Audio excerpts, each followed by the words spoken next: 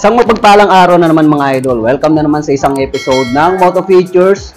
At ang ibibida natin ay walang iba kundi si Euro EZ125i. Gaano ba ito kasulit at kaganda? Alamin natin yan sa video na to. Welcome to Haji Moto Vlogs. Let's go!